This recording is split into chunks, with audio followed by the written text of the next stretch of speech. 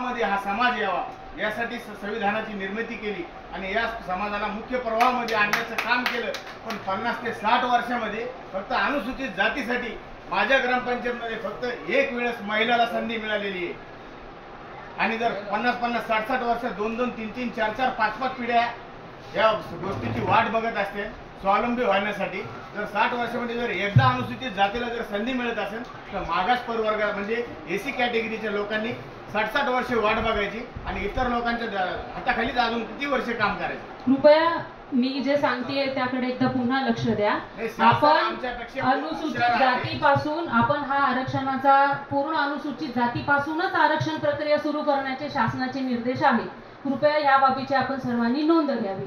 अनुसूचित जातीपासूनच आपण आरक्षणाची सुरुवात केली।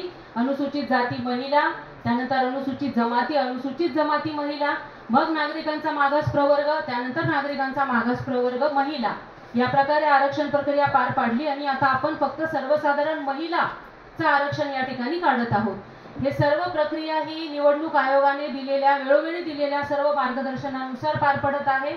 यासाठी 1995 ते 2025 पर्यंतची एकूण सरपंच आरक्षणाची जी काही वर्गवारी होती ती विचारात घेण्याचे शासनाचे जे निर्देश आहेत त्याचं इथं पालन केलं गेलेलं आहे।